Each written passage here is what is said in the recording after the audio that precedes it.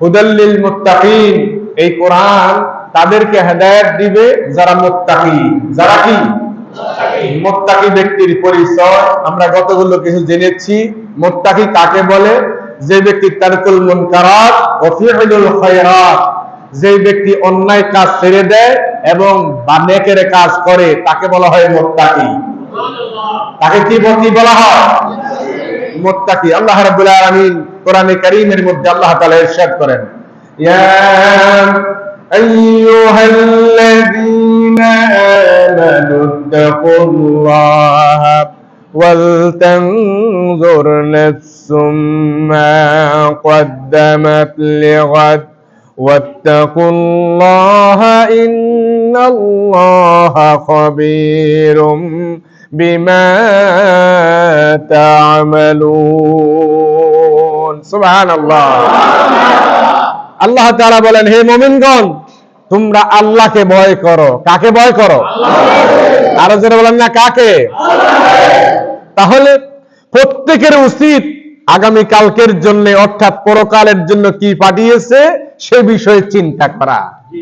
প্রত্যেক ব্যক্তির উচিত আগামী কালকের জন্য, আগামীকাল বলতে পরকাল। কোন কাল? এখানে কোরআনে কারীমের মধ্যে বলা হয়েছে ওয়াল তানজুর নাফসুম মা কদ্দামাত লিগাদ, প্রত্যেকের ভেবে দেখা উচিত সে আগামী কালকের জন্য কি প্রেরণ করেছে তথা পরকালের জন্য, কবরের জন্য কি প্রেরণ করেছে। আমরা হাদিস শরীফের মধ্যে সালাক ব্যক্তির সংজ্ঞা আমরা প্রথম দিনে নিয়েছি। সালাক কাকে বলে? সালাকের সংজ্ঞা কি? আল কাইয়িসু মান দানা নাফসাহু ওয়া আমিলা লিমা বা'দাল মাউত ওয়াল আজিজু মান আতবা নাফসাহু ওয়া তামান্না আলাল্লাহ। সালাক হলো ওই ব্যক্তি, যেই ব্যক্তি অল্প অল্প করে কবরের মধ্যে সামানা আগেই পাঠাই দিতেছে। সুবহানাল্লাহ। কবরের পুঁজি পাঠাইতে আছে, কবরের আলো পাঠাইতে আছে, কবরে থাকার জন্য আসবাবপত্র আগেই পাঠাইতে আছে দুনিয়াতে থাকা অবস্থায়। ওই লোকটা হলো চালাক। ওই লোকটা কি? আর বোকাকে? যে ব্যক্তি দুনিয়াকে পাইয়া সন্তুষ্ট, কবরের জন্য, আখিরাতের জন্য, পরকালের জন্য কোনো কিছুই পাঠায় না, বরং সে যখন হাত্তা ইজা বালাগাতিল হুলকুম, মৃত্যু যখন কিনারায় একবারে গলার কণ্ঠের কাছে চলে আসে, তখন ফেরাউনের মতো বলে আমানতু আন্নাহু লা ইলাহা ইল্লাল্লাযী ফাআমানাত বিহি বানু ইসরাঈল, আমি ঈমান আনলাম ওই আল্লাহর প্রতি যে আল্লাহর প্রতি ঈমান এনেছে বনি ইসরাইলেরা। তখন আল্লাহ তাআলা কি বলেন? আল আন, মৃত্যু যখন কণ্ঠের কাছে আসছে, এখন তুমি ঈমান আনছো, ওয়াকাদ আসাইতু ক্বাবলু, এর পূর্বে তুমি কি করেছো? ইন্নাকা মিনাল মুফসিদিন, তুই তো একটা সন্ত্রাসী, একটা জালিম। কে বলতেছে? আল্লাহ। আল্লাহ কয় তুই একটা জালিম, তুই একটা সন্ত্রাসী, তুই এর পূর্বে ফেরাউন তুই ঈমান আনস নাই। এখন যখন হাত্তা ইজা বালাগাতিল হুলকুম, একবার গলার কাছে যখন মৃত্যু চলিয়েছে, তখন যতই আপনি সুবহানাল্লাহ সুবহানাল্লাহ সুবহানাল্লাহ আলহামদুলিল্লাহ আল্লাহ আল্লাহ আল্লাহ আল্লাহ করেন, কোনো লাভ হবে না। করতে হলে আপনাকে হেদায়েত আনতে হলে, ঈমান আনতে হলে, হেদায়েতের পথে চলতে হলে আগামী কাল থেকে আমরা চলবো, তাই না? হ্যাঁ, আগামী কাল থেকে, 1 ঘন্টা পর থেকে। কখন? বলেন না কখন? এখন থেকে সিদ্ধান্ত, আমি সব কিছু আমার কেন্দ্রিক হবে, আখিরাত কেন্দ্রিক আমার প্রত্যেকটা কাজ হবে, ঠিক কিনা? আল্লাহ রাব্বুল আলামিন বলেন আইয়ুহাল্লাযীনা আমানু তাকুল্লাহা ওয়াল তানজুর নাফসুম মা কদ্দামাত লিগাদ। আল্লাহ পাক বলেন, হে মুমিনগণ, তোমরা আল্লাহকে ভয় করো, আর প্রত্যেকের উচিত আগামী কালকের জন্য অর্থাৎ পরকালকের জন্য সে কি পাঠিয়েছে তা চিন্তা করা। আল্লাহ পাক বলেন, আমাকে ভয় করো, আমাকে ভয় করো। তাকুল্লাহ ইন্নাল্লাহা খাবীরুম বিমা তা'মালুন। আল্লাহ পাক বলেন, আমাকে ভয় করতে থাকো, তোমরা যা করো শেষ বিষয়ে আমি আল্লাহ পাক খবর রাখি। তোমরা যা কিছু করো সেই বিষয়ে সবকিছু জানে কে? আল্লাহ রাব্বুল আলামিন জানেন। প্রিয় ভাইরা আমার, এবার শুনেন হযরত আয়েশা রাদিয়াল্লাহু তাআলা আনহা থেকে হাদিসটা বর্ণিত। আন আয়েশা রাদিয়াল্লাহু তাআলা আনহা قالت আন্না রাসূলুল্লাহ সাল্লাল্লাহু আলাইহি ওয়াসাল্লাম, আল্লাহর হাবিব মুহাম্মদ সাল্লাল্লাহু আলাইহি ওয়াসাল্লাম বলেন, ক্বালা ইয়া আয়েশা, ইয়া আয়েশাতু, ওগো আয়েশা, ইয়াকে ওয়া হুয়া মুহাক্কিরাতুল যুনুব ফাইন্না লাহা মিনাল্লাহি তালিবান। আল্লাহর নবী মুহাম্মদ সাল্লাল্লাহু আলাইহি ওয়াসাল্লাম আম্মা জান আয়েশা সিদ্দিকা রাদিয়াল্লাহু তাআলা আনহাকে ডাক দিয়ে বলেন, ওগো আয়েশা, ক্ষুদ্র নগণ্য গুনাহ থেকেও তুমি বেঁচে থাকবা। গুনাহ যদিও ছোট হয়, তারপরে ছোট নগণ্য গুনাহ থেকে বেঁচে থাকবা। কে বলতেছেন? মুহাম্মদুর রাসূলুল্লাহ। আমার নবী ডাক দিয়ে, আয়েশা, নগণ্য এবং ছোট্ট গুনাহ থেকে বেঁচে থাকবা। কেন না গো আয়েশা, আল্লাহর দরবারে সেই ছোট্ট গুনাহ সম্পর্কেও জিজ্ঞাসিত করা হবে। ছোট্ট গুনাহ সম্পর্কেও আল্লাহর দরবারে আল্লাহ পাক জিজ্ঞাসিত করবেন। এই জন্য ইয়াকে ওয়া মুহাক্কিরা ওয়া মুহাক্কিরাতিজ যুনুব, ও আয়েশা, তুমি ছোট্ট নগণ্য গুনাহ থেকে বেঁচে থাকো, কারণ কিয়ামতের ময়দানে ফাইন্না লাহা মিনাল্লাহি তালিবান, আল্লাহ তাআলা ছোট্ট গুনাহ সম্পর্কে তোমাকে প্রশ্ন করবে। আল্লাহু আকবার। হাসতে হাসতে কত গুনাহ করে ফেলি, কত গুনাহ হাসতে হাসতে করে ফেলি। দুষ্টামি করতে গিয়ে কত গুনাহ করে ফেলি। তারপরে গিয়ে বন্ধু বান্ধবের সাথে চা দোকানে বসে কত গুনাহ করে ফেলি। কিন্তু এই গুনাহ সম্পর্কে আল্লাহ তাআলা কিয়ামতের ময়দানে প্রশ্ন করবেন। তাহলে আমরা সিদ্ধান্ত নেই, প্রিয় ভাই, আপনি একদিনেই আপনি ফেরেশতা হতে পারবেন না, একদিনে গুনাহ মুক্ত হতে পারবেন না। আপনার দ্বারা মিথ্যা কথা হয়তো দৈনিক 100টা, আজকে সিদ্ধান্ত নেন আজ থেকে আমি 10টা করে দৈনিক কমায় দেব। এইভাবে 10 দিনে 100টা গুনাহ, 100টা মিথ্যা থেকে আপনি বেঁচে যেতে পারবেন। ঠিক কিনা? আপনি আস্তে আস্তে গুনাহ থেকে হেফাজত করেন। আপনি যখন কথা বলতেছেন তখন আপনার প্রত্যেকটা কথা ফেরেশতারা লিপিবদ্ধ করে। তাহলে আপনি চিন্তা করবেন আমি এই কথা বলা উচিত হবে কি হবে না। মুখ যেমনি আসে এমনি বলা যাবে না। মুখ আসে বলেও বলতে পারবেন না, কারো বিরুদ্ধে অপবাদ দিতে পারবেন না, কাউকে গালি দিতে পারবেন না। জবান আসতে বলে একদিন এমন আসবে জবান বন্ধ হয়ে যাবে।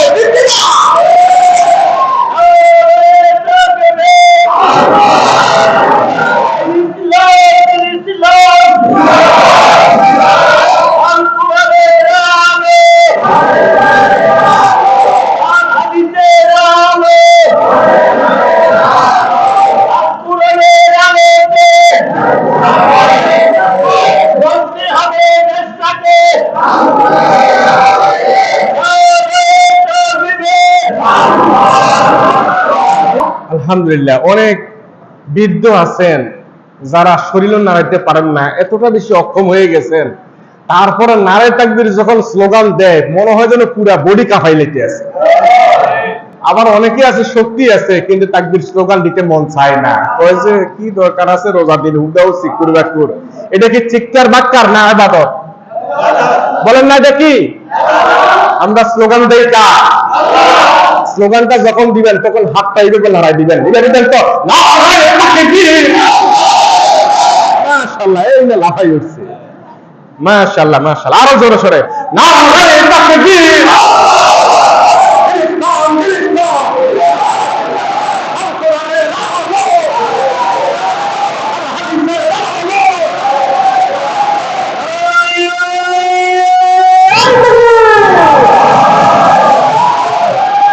আলহামদুলিল্লাহ, বলি আলহামদুলিল্লাহ।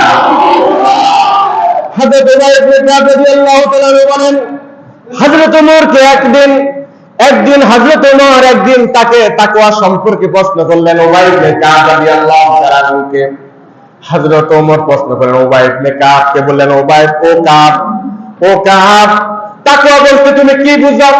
হযরত উমার ইবনে কাবকে প্রশ্ন করলেন, ও কাব, তুমি তাকওয়া বলতে কি বুঝো, একটু বুঝাই বলো দেখি। হযরত কাব পাল্টা প্রশ্ন করলেন, আপনি কখনো কণ্টাকীর্ণ পথ অতিক্রম করেছেন নাকি? হযরত উমার ইবনে কাব বললেন, ওমর, যখন কাঁটাযুক্ত রাস্তা দিয়ে কোন ব্যক্তি যখন হাঁটতে শুরু করে, দুই পাশে কাঁটা, যেমনি ভাবে একবারে সংকীর্ণ হয়ে কণ্টাকীর্ণ পথ অতিক্রম করে, এইভাবে অতিক্রম করার নাম হইল তাকওয়া। সুবহানাল্লাহ। তার মানে কি, এই সমাজের মধ্যে যেদিকে তাকাইবেন গুনাহ আর গুনাহ, অপরাধ আর অপরাধ, এর মধ্য থেকে নিজকে কোন রকম বাঁচাইয়া কবর পর্যন্ত পৌঁছে যাওয়ার নাম হলো তাকওয়া। এর মধ্যে গুনার মধ্যে নিজকে জড়ানো যাবে না। সবাই চলে গেছে, আপনি বলবেন যে সবাই চলে গেছে আমি চলে যাই, বিষয়টা এরকম নাকি? বিষয়টা এরকম নয় আমার ভাইয়েরা। হযরত কাব প্রশ্ন করলেন কিভাবে অতিক্রম করছেন আপনি? হযরত ওমরকে বললেন, জবাবে ওমর বললেন এমন ভাবে অতিক্রম করেছি যাতে করে কাঁটার আঘাত আমার শরীরের মধ্যে না লাগে। হযরত উবাই ইবনে কাব বললেন এটাই হলো তাকওয়া। আমার ভাইয়েরা, তাকওয়াটা কেমন বিষয় আপনি দেখেন। হযরত ওমর রাদিয়াল্লাহু তাআলা আনহু, তিনি যখন রাষ্ট্রের খলিফা, অর্ধজাহানের যিনি খলিফা, অর্ধজাহানের মালিক হযরত ওমর, একটা জাহান, দুইটা দেশ নয়, তিনটা দেশ নয়, তামাম পৃথিবীকে দুই ভাগ করা হলে পরে এক ভাগের নাম হলো অর্ধজাহান। এই অর্ধজাহানের খলিফা হযরত আমিরুল মুমিনিন হযরত ওমর রাদিয়াল্লাহু তাআলা আনহু। রাতের অন্ধকারে হযরত ওমর রাদিয়াল্লাহু তাআলা আনহু, রাতের অন্ধকারে বের হয়ে যেতেন, বস্তির পাশ দিয়ে হেঁটে হেঁটে হযরত ওমর খোঁজ খবর নিতেন কার বাসার মধ্যে খাবার আছে আর কার বাসার মধ্যে খাবার নাই, কার কি অবস্থা, জনগণের অবস্থা পর্যবেক্ষণ করার জন্য বের হয়ে যেতেন। হযরত ওমর যাইতে যাইতে বস্তির পাশ দিয়ে যাচ্ছেন, আর ওই বস্তির পাশ দিয়ে কান্নার আওয়াজ শোনা যাচ্ছে। হযরত ওমর শুনতে পাইলেন তার মা তাকে সান্ত্বনার বাণী শোনাচ্ছেন, তুমি কাঁদবে না, ও বাচ্চারা তোমরা কাঁদবে না। সন্তানরা বারবার কাঁদে আর বলে, মা খাবার দাও গো মা, খিদার যন্ত্রণায় মা আর সহ্য হয় না, খাবার দাও গো মা, খাবার দাও মা। হযরত ওমর কানে দিয়ে শুনতেছেন, বস্তি থেকে বাচ্চারা চিৎকার দিয়ে বলতেছেন, মা খাবার দাও, খাবার দাও। হযরত ওমর এই সংবাদ শোনার পর হযরত ওমর ঘরের দরজার মধ্যে কান লাগাই দিলেন, কি ব্যাপার, বাচ্চারা কান্দে, খাবার দাও। আর মহিলা বলতেছে, ধৈর্য ধারণ করো, আমি চুলার মধ্যে আগুন দিয়েছি, এই যে পানি গট গট করতেছে, একটু পরে খাবার হবে। সন্তানরা কিছুক্ষণ পর চুপ থাকেন, আবার কিছুক্ষণ পর সন্তানরা কান্দে, চিৎকার দিয়ে কান্দে ওঠে আর বলে, মা গো আর কতক্ষণ লাগবে গো মা খাবার দিতে, খাবার দাও, খাবার দাও। মা সন্তানদেরকে অভয় বাণী শুনে চুলার মধ্যে খাবার হচ্ছে, তোমরা একটু সহ্য ধারণ করো। এইভাবে করে হযরত ওমরের ঘটনা নিজ কানে শুনে ঘরের দরজার মধ্যে কষাঘাত করলেন। ঘরের দরজার মধ্যে কষাঘাত করার পর মহিলা ভিতর থেকে ডাক দিয়ে বললেন, কে তুমি? এত গভীর রজনীতে আমার দরজার মধ্যে কষাঘাত করলা? আমি একজন বিধবা, ছোট ছোট বাচ্চাদেরকে নিয়ে বস্তির মধ্যে থাকি, আমার খবর নেওয়ার মতো এই পৃথিবীর মধ্যে কেউ নেই। শুনেছি এই দেশের মধ্যে একজন রাষ্ট্রপ্রধান আছেন, নাম বড় ওমর, তিনি যদি আমাদের খোঁজ খবর নিতেন, তিনিও তো আমাদের খোঁজ খবর নেন না, সরকারি কোনো ডাল চাল কোনো কিছুই পাই না। আমার সন্তানদেরকে নিয়ে এত কষ্টের মধ্যে আছি, আমার সন্তানদেরকে নিয়ে কষ্টের মধ্যে আছি, কি এত গভীর রজনীতে আমার বাড়ির মধ্যে তুমি আমার খোঁজ খবর নিতে আসছো, আমার দরজার মধ্যে কষাঘাত করতে আসছো, দয়া করে চলে যাও। আমার স্বামী নাই, আমি বিধবা মানুষ, আমার ইজ্জতের মধ্যে দয়া করে হানা দিও না, পেটে খাবার নাই তাতে সমস্যা নাই, কিন্তু আমার ইজ্জতের মধ্যে দয়া করে হানা দিও না, দয়া করে চলে যাও। হযরত ওমর এই কথা শোনার পর আশ্চর্য হয়ে গেলেন, কে এই সৎ মহিলা, যে মহিলা মনে করছে কেউ ইজ্জতে হানা দিতে আসছে। হযরত ওমর রাদিয়াল্লাহু তাআলা আনহু সাথে সাথে ডাক দিয়ে বললেন, মা গো, তুমি আমার মা লাগে, দয়া করে দরজাটা খোলো, আমি তোমার খবর নিতে আসছি। মহিলা ডাক দিয়ে কয়, কে এত রাত্রে আমাকে মা বললা? আমি ঘরের দরজা খুলবো না। মহিলা বারবার বললে, হযরত ওমর বললেন, পরে আমার পরিচয় দিব, আগে তুমি মা দয়া করে দরজা খোলো। দরজা খোলার পর হযরত ওমর রাদিয়াল্লাহু তাআলা ঘরের ভিতরে প্রবেশ করলেন। ঘরের ভিতরে প্রবেশ করিয়া হযরত ওমর তাকিয়ে দেখলেন তার এক একটা সন্তান ইদার যন্ত্রণায় চটপট করে এই যে এমনি শুয়ে রয়েছে, আর একটা সন্তান ওইভাবে পড়ে আছে। হযরত ওমর এই দৃশ্য দেখে হযরত ওমর আর চোখে পানি রাখতে পারলেন না। প্রশ্ন করলেন, মহিলা এই অবস্থা কেন?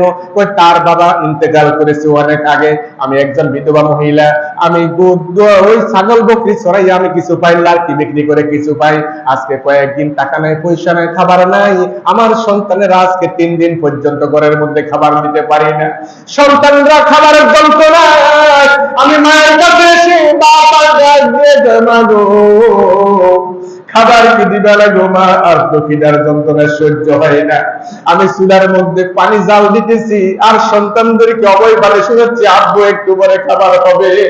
সন্তানরা যখন কিছুক্ষণ এটা শোনার পর অপেক্ষা করতে করতে আবার ঘুমিয়ে পড়ে, আবার খিদার যন্ত্রণায় সন্তানটা ঘুম থেকে লাফ দিয়ে উঠে ডাক দিয়ে গো মা খাবার কি হয় নাই গো মা।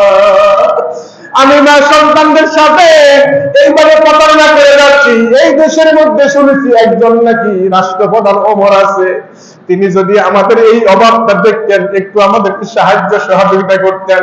হযরত ওমর তাড়াতাড়ি করে বললেন, মহিলা অপেক্ষা করো, রাষ্ট্রীয় রাষ্ট্রীয় কোষাগারের মধ্যে দৌড়ানো শুরু করলেন। রাতের অন্ধকারে দৌড়াইতে দৌড়াইতে দৌড়াইতে দৌড়াইতে হযরত ওমর রাষ্ট্রীয় কোষাগারের যিনি দায়িত্বে আছে তাকে বললেন, তাড়াতাড়ি দরজা খোলো, আমার মাথার মধ্যে 1 বস্তা ময়দা 1 বস্তা আটা আমার মাথার মধ্যে উঠে দাও।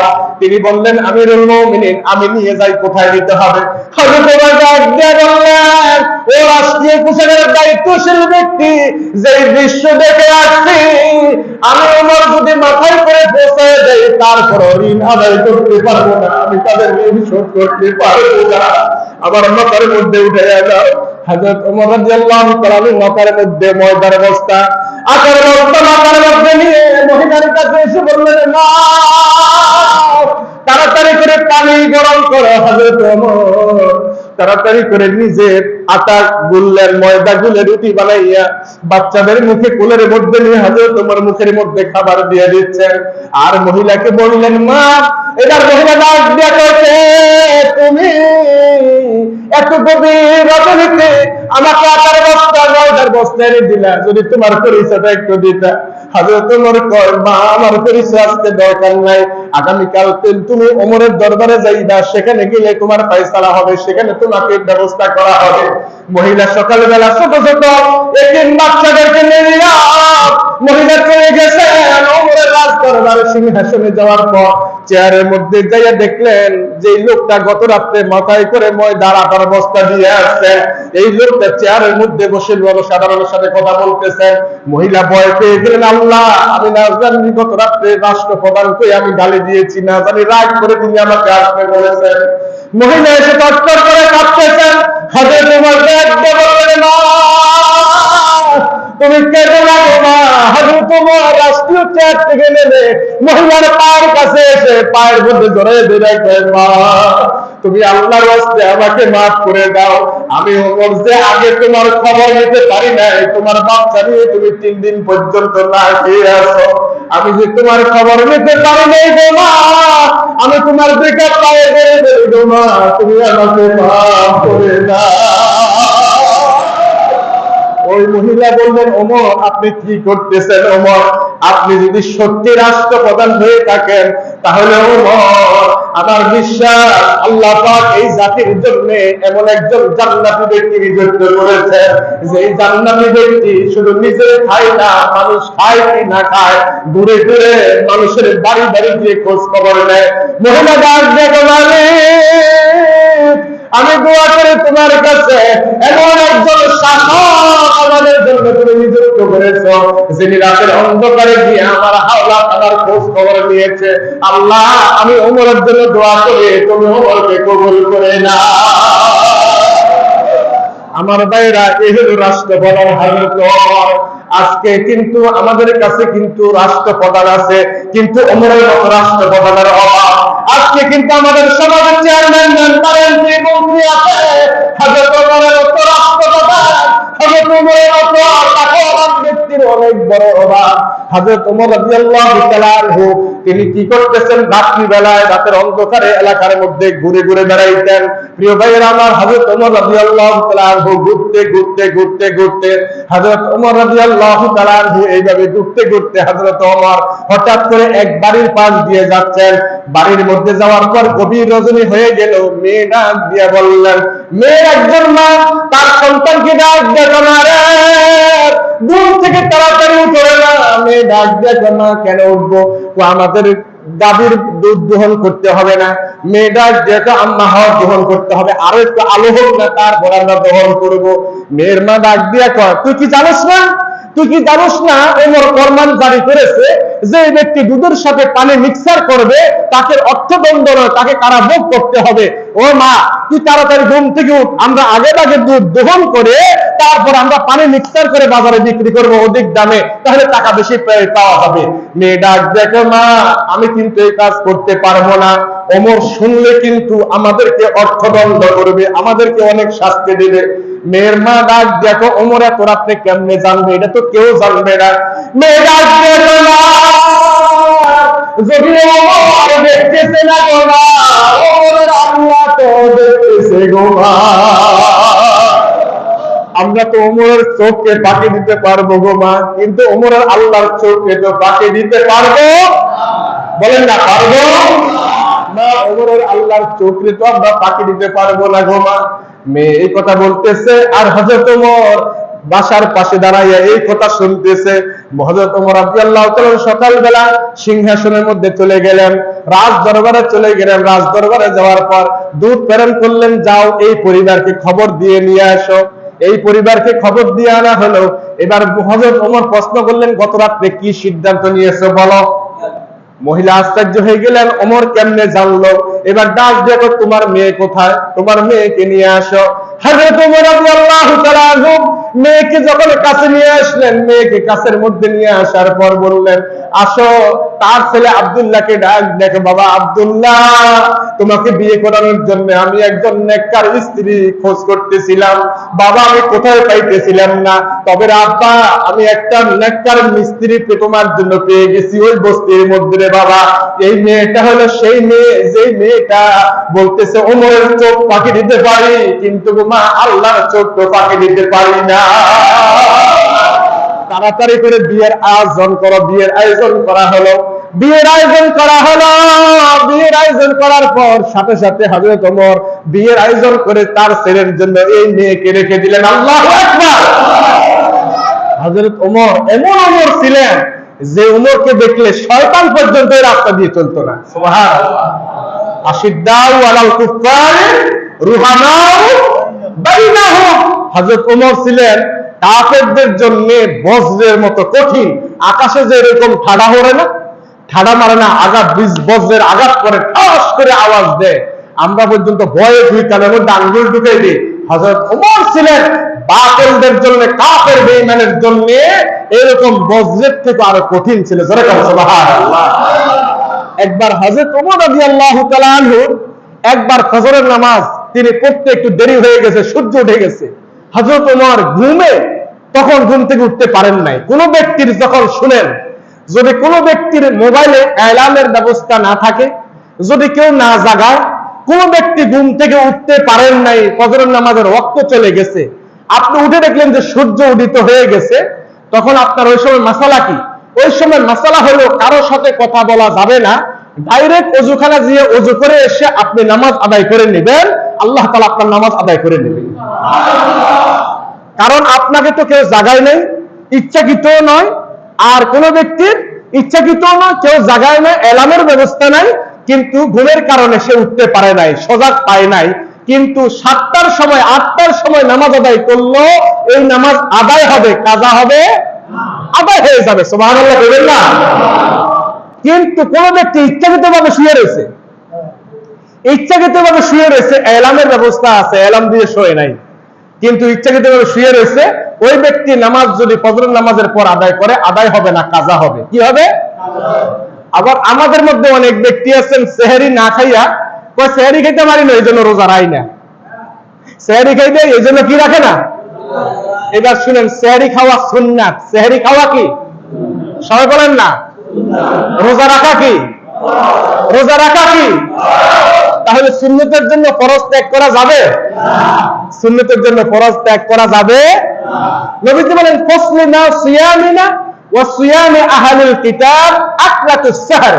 নবীজি বলেন আমাদের মধ্যে এবং আহলে কিতাবদের মধ্যে রোজার মধ্যে তফাৎটা হলো আমরা সেহরি খাই, তারা সেহরি খাইতেন না।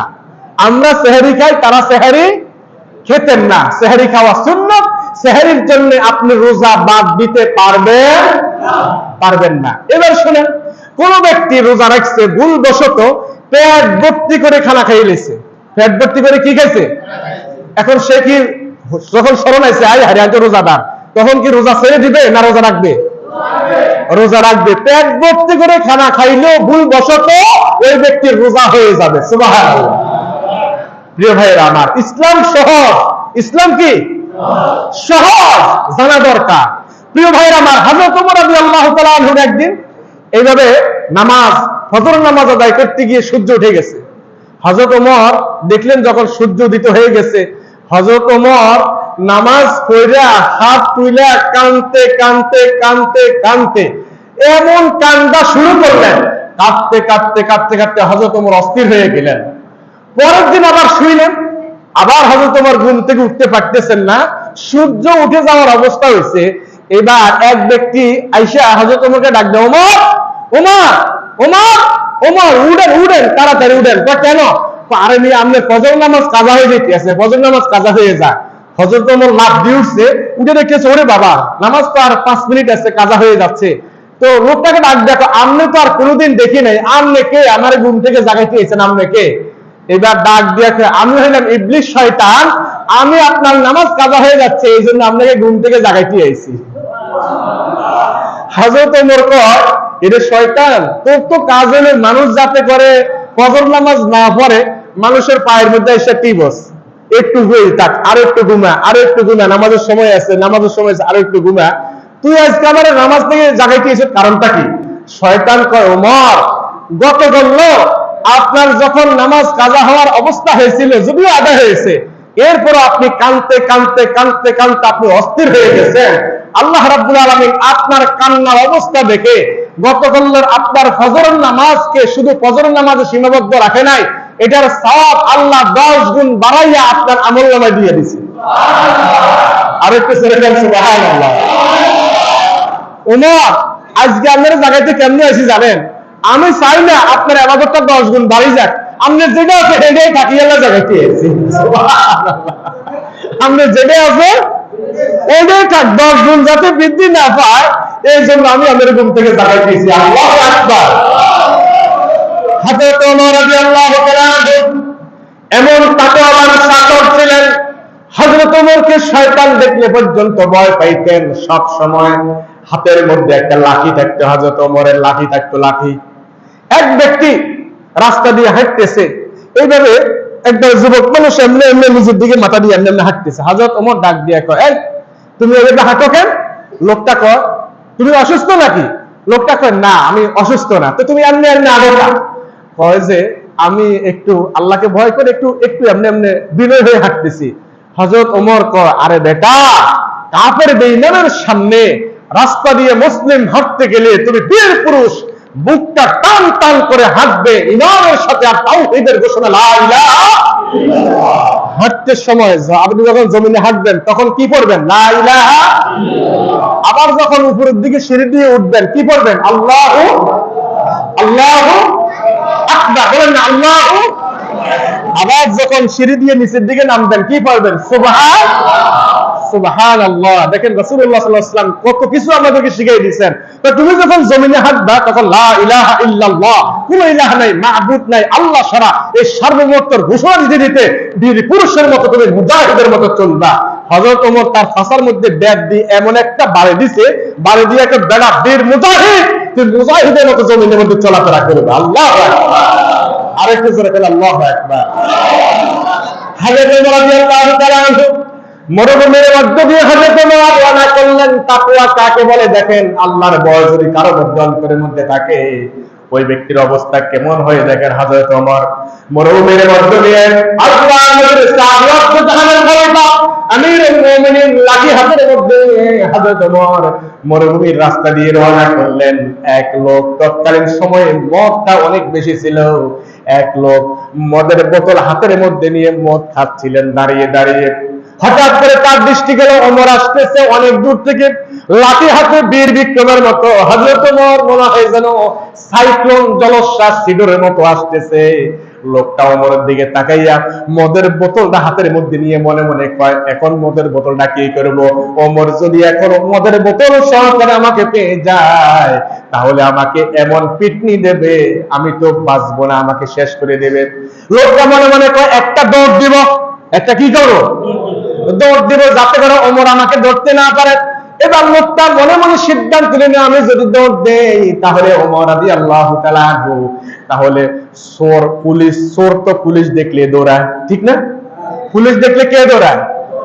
চোরে। তাহলে পুলিশের আক্রোশ কি আর কমে না বেড়ে যায়? বেড়ে যায়। লোকটা কয়, আমি যদি দৌড় দেই তো ওমর কবে যে নিশ্চিত অপরাধী, নাহলে দৌড়ে দেখে না। ওমর যদি আমার পিছনে যায় ধরে ফেলে, তাহলে তো এমন পিটবো, উপায় নেই, দৌড় দিতে হবে, থাক। কি করবো? মদের বোতলটা আমি বালির মধ্যে পুঁতে দিব, পুঁতে রাখলে তো ওমর চলে যাবে, বাস, আর সমস্যা নেই। এবার মনে মনে কর, আমি ফুটতে গিয়ে ওমর যদি দেখে যায় যে বালির মধ্যে হাত দিয়ে কি গাড়াইতে আছি, ওমর যদি কি গাড়াইছে বাইর কর, আর যদি মদের বোতল হয় তাহলে তো অবস্থা টাইট করে ফেলবে, না, এটাও করতাম না। লোকটা মনে মনে কয়, তাও করে বলে। এবার লোকটা মনে মনে কয়, একটা কাজ করব, রব্বুল আলামিনের দরবারে দুইটা হাত, সাথে সাথে ওই মদ খানেওয়ালা ব্যক্তি, মদ পান করানোওয়ালা ব্যক্তি দুইটা হাত আকাশের মালিকের দিকে উঠাইয়া ডাক দেয়া করে, রব্বুল আলামিন, আমি এই মুহূর্তে তোমার কাছে ক্ষমা চাই, তুমি যদি আজকে ওমরের হাত থেকে আমাকে বাঁচিয়ে দাও, আমি তাওবা করলাম, ওয়াদা করলাম, তোমার কাছে ওয়াদাবদ্ধ হলাম, আর জীবনে কোনোদিন আর মদ পান করব না। লোকটা এই কথা বলে মদের বোতলটারে এইভাবে জামার ভিতরে ঢুকাইয়া, আয়ের তলে ঢুকাইয়া এমনি রয়েছে। হযরত ওমর রাদিয়াল্লাহু তাআলা রাস্তা দিয়ে এসে আসার পর লোকটাকে আসসালামু আলাইকুম, দৌড়ে কি কর, আসসালামু আলাইকুম ওয়া রাহমাতুল্লাহ। ওমর রাদিয়াল্লাহু তাআলা বললেন, ওয়া আলাইকুম আসসালাম ওয়া রাহমাতুল্লাহ। কি ব্যাপার, এমনি বই রয়েছে কা, ভিতরে কি আছে বাইর করো। হযরত ওমর কি কয়, ভিতরে কি আছে বাইর করো। লোকটা কয়, যেখানে বাঘের ভয় সেখানে রাত পোহায়। আমি ওমরের ভয়ে এইভাবে ভিতরে রাখলাম আর আল্লাহর কাছে ফরিয়াদ করলাম, আল্লাহ বুঝে আমার বাঁচাইলো না। আরে লোকটা কয়, ওমর, ওমর কয়, ভিতরে কি রাখছো বাইর করো। লোকটা কয়, মদ। কি রাখছি? দৌড়ে কয়, মদ রাখছি। ওমর কয়, বাইর করবো। ব্যাগ খুলেছে, মদ বাইর করছে, মদের বোতল বাইর করে ওমরের হাতে দিছে। ওমরের হাতে দেওয়ার পর হযরত ওমর দেখে এটা স্বচ্ছ, একবারে পরিপূর্ণ পরিচ্ছন্ন দুধের মতো দেখা যায়। হযরত ওমর কাক খুললেন, সিপি খুললেন, খুলে হাত দিয়ে এমনি বের করে দেখলেন যে এটা মদ না, এটা দুধে না। সুবহানাল্লাহ কইবেন না? এটা দুধে না। এবার লাঠি নিচে লোকটার জন্য, মিথ্যা কথা বললা কেন, তুমি দুধকে মদ করলা কেন? লোকে এবার চোখ দিয়ে পানি পড়ে ডাক দেয়, ওমর, সত্যি আমি মদের বোতল আমার আসলের নিচে রেখেছিলাম ওমর, কিন্তু আপনি যখন আসতেছেন তখন আমি বারবার চিন্তা করতেছিলাম, মদ পান করতেছিলাম, আপনি আসতেছেন সিডরের মতো, সাইক্লোনের মতো। আমি চিন্তা করলাম আপনাকে দেখে আমি দৌড় দেব, আপনি যদি মদ অবস্থায় আমাকে হাতের মধ্যে পান, আমাকে লাঠি দিয়ে শায়েস্তা করবেন, জেল দিবেন, জরিমানা করবেন। আপনার বয়স সিদ্ধান্ত নিয়েছি দৌড় দেব। তখন আমি চিন্তা করলাম আমি দৌড় দেব না, আমি বসে থাকবো, দেখি কি করা যায়। পরে সিদ্ধান্ত নিলাম আমি মরুভূমির বালির মধ্যে পুঁতে রাখবো। এবারও চিন্তা করলাম ওমর যদি আমাকে বলে কি ভিতরে রাখছো বের করে দাও, তারপরে চিন্তা করলাম না, এটা আমার আস্তনের নিচে রাখবো, যাই করে আল্লাহ। আর আল্লাহর কাছে বলছি, রব্বুল আলামিন, ওমরের হাত থেকে যদি আজকে তুমি আমাকে বাঁচিয়ে দাও, রব্বুল আলামিন ওয়াদা করেছি আর কোনোদিন জীবনে মদ পান করব না। আমার আল্লাহ রাব্বুল আলামিন আমার তাওবা কবুল করে নিয়েছেন। আমার আল্লাহ শুধু তাওবা কবুল করে নাই, আমার আল্লাহ আমার তাওবা কবুল করে মদের বোতলের মদগুলাকে আমার আল্লাহ স্বচ্ছ দুধ বানিয়ে দিয়েছে। তাহলে ভয় করতে হবে কাকে? বলেন না কাকে? প্রিয় ভাইরা আমার, এই ছিল হযরত ওমর রাদিয়াল্লাহু তাআলা আনহু। আমার ভাইরা বিশ্বাস করেন, আমাদের যে ইমাম আল্লাহ রাব্বুল আলামিনকে যে ব্যক্তি ভয় করে, ওয়া মান ইয়াত্তাকিল্লাহা ইয়াজআল লাহু মাখরাজা, যে ব্যক্তি আল্লাহকে ভয় করে আল্লাহ রাব্বুল আলামিন তার জন্য রাস্তা বের করে দেয়। সুবহানাল্লাহ। সাঈদ ইবনে জুবায়ের রাহমাতুল্লাহি আলাইহি, তিনি বড় একজন তাবী ছিলেন। সাঈদ ইবনে জুবায়ের তিনি আল্লাহর ভয়ে কোরআনের দাওয়াত দিতেন, তাকওয়ার দাওয়াত দিতেন। এই সমাজ যাতে তাকওয়াপূর্ণ সমাজ হয়ে যায়, সেজন্য সাঈদ ইবনে জুবায়ের রাহমাতুল্লাহ আলাইহি কোরআনের আন্দোলনের দাওয়াত দিতেন, তাকওয়ার দাওয়াত দিতেন। তাকওয়া ভিত্তিক সমাজ যাতে প্রতিষ্ঠা হয়, এমন একটা সমাজ যাতে প্রতিষ্ঠা হয়, সেই তাকওয়া ভিত্তিক সমাজের দাওয়াত প্রদান করতেন। আমার ভাইয়েরা, তাকওয়া ভিত্তিক সমাজ প্রতিষ্ঠা দুনিয়ার কোন মানুষের মতবাদ দিয়ে প্রতিষ্ঠা করা সম্ভব নয়। তাকওয়া ভিত্তিক সমাজ প্রতিষ্ঠা উপহার দিতে পারে শুধুমাত্র আল্লাহ পাকের কোরআন। কথা বলেন ঠিক কিনা? তাকওয়া ভিত্তিক সমাজ শুধুমাত্র উপহার দিতে পারে কোরআন। জোরে কোন নাকি? আরো জোরে কোন নাকি? আজকে আমি হযরতে সাঈদ ইবনে জুবায়ের আত-তাবী, তিনি কোরআনের সমাজ প্রতিষ্ঠা করার জন্য যখন প্রচেষ্টা চালাচ্ছিলেন, ওই সময়ের একজন জালিম শাসক ছিল হাজ্জাজ বিন ইউসুফ। হযরতে সাঈদ ইবনে জুবায়ের আত-তাবীকে হাতের মধ্যে কড়া ডান্ডা বেড়ি পরিয়ে তাকে কারাগারের মধ্যে প্রেরণ করা হলো। আমার প্রিয় ভাইয়েরা, হাজ্জাজ ইবনে ইউসুফ তাকে ডান্ডা বেড়ি করে কারাগারের মধ্যে অন্ধকার প্রকোষ্ঠের মধ্যে রেখে দিতেন। এবার এক সপ্তাহ পরে সাঈদ ইবনে জুবায়েরকে বের করে আনা হলো। সাঈদ ইবনে জুবায়ের, কি করতে চাও? তাকওয়া ভিত্তিক সমাজ প্রতিষ্ঠার আন্দোলন বন্ধ করতে হবে। আমার নির্দেশ অনুসারে সমাজ চলবে, রাষ্ট্র চলবে, সবকিছু চলবে, আইন আদালত চলবে।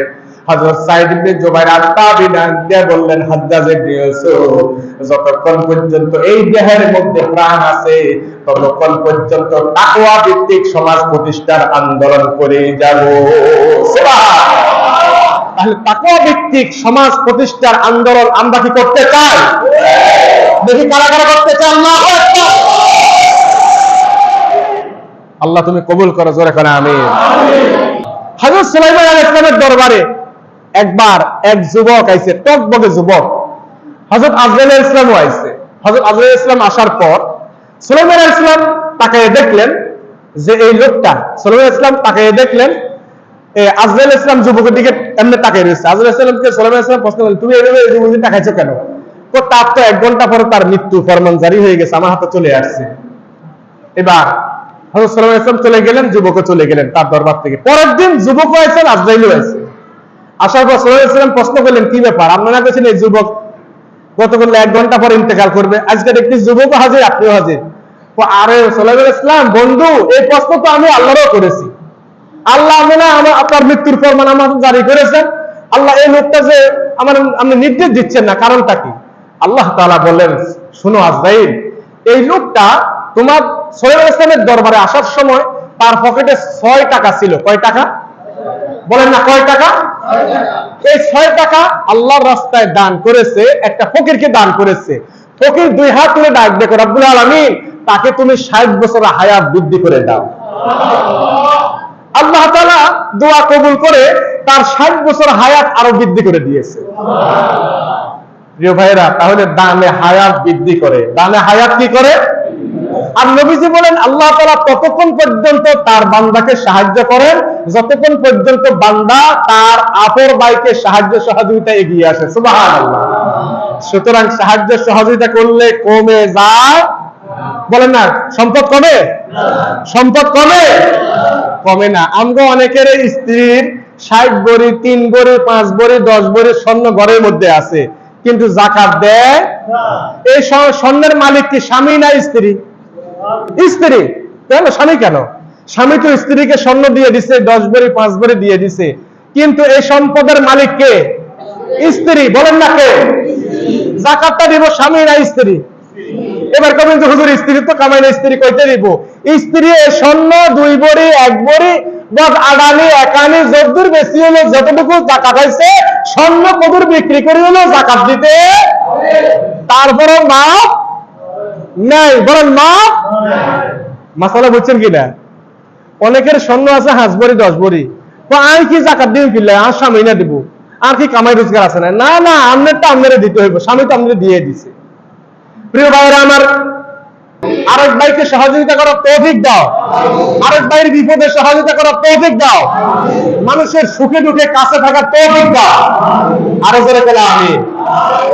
আমার ভাইরা, তখনই তাফসীর মাহফিল সফল হবে যখন আরেকজন ভাইয়ের বিপদ আপদ মুসিবতে আপনি দৌড়ে যাবেন, আল্লাহ তাআলা কুদরতিভাবে আপনাকে বিপদ থেকে উদ্ধার করে দিবে ইনশাআল্লাহ।